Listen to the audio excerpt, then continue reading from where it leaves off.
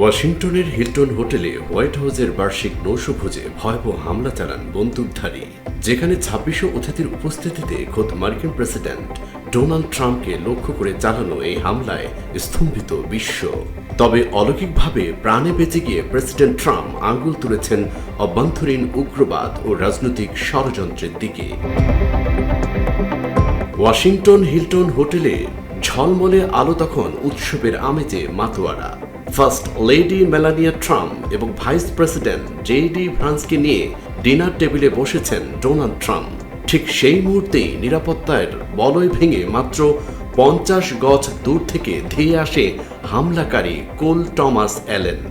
শুরু হয় এলোপাথারি গুলি।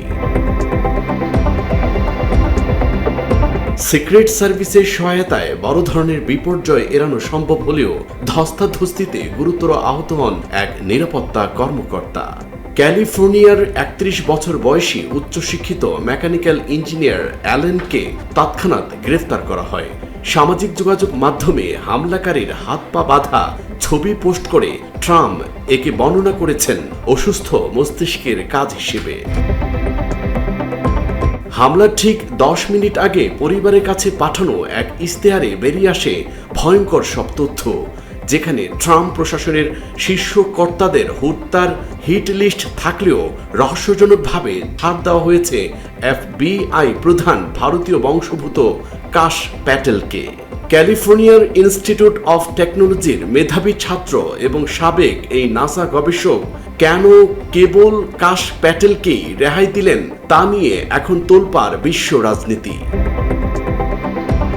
এই হামলায় ভারতের সংশ্লিষ্টতা ও কাশ প্যাটেলের নাম আসাটা নয়াদিল্লির জন্য তৈরি করেছে বিশেষ সমীকরণ। একদিকে ভারতীয় বংশোদ্ভূত কর্মকর্তার সুরক্ষা, অন্যদিকে ট্রাম্পের সম্ভাব্য ইরান যুদ্ধ নিয়ে অনড় অবস্থান।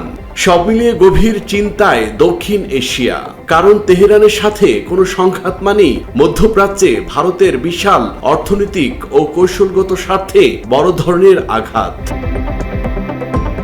এই হামলার সাথে ইরান যুদ্ধের কোনো যোগসূত্র আছে কিনা সাংবাদিকদের এমন প্রশ্নে ট্রাম্প সরাসরি জানান, এখন পর্যন্ত তেমন কোনো প্রমাণ মেলেনি, তবে হুঁশিয়ারি দিয়েছেন কোনো ষড়যন্ত্রী তাকে তেহরানের বিরুদ্ধে সামরিক জয় থেকে বিচ্যুত করতে পারবে না।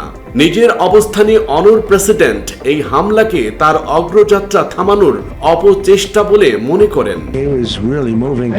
And the reaction time was good because they had their guns drawn literally by the time he was there. They were shooting. I thought they were very impressive. এদিকে ঘটনার পর গণমাধ্যমের এক সাক্ষাৎকারে মেজাজ হারান ট্রাম্প। হামলাকারীর ইশতেহারে উল্লেখিত ব্যক্তিগত আক্রমণ ও কুৎসা নিয়ে প্রশ্ন তোলায় সাংবাদিকদের উপর চড়াও হন তিনি। নিজেকে নির্দোষ দাবি করে ট্রাম্প বলেন, ডেমোক্রেটদের ছড়ানো ঘৃণা ভাষণই অ্যালেনের মতো উগ্রপন্থীকে উস্কে দিচ্ছে। I'm honored by that, but I've done a lot. We've done a lot. We've taken this country and we were a laughing stock for. এই অবস্থায় নিরাপত্তার ত্রুটি নিয়ে উঠেছে প্রশ্ন। হোটেলের অতিথি সেজে আগে থেকেই সেখানে অবস্থান করা অ্যালেনের কাছে একাধিক অস্ত্র থাকা সত্ত্বেও কেন টের পেলেন না গোয়েন্দারা? চলছে সেই আলোচনা। কাশ প্যাটেলের নেতৃত্বাধীন এফবিআই এখন খতিয়ে দেখছে এই গভীর ষড়যন্ত্রের শেকড় কতদূর।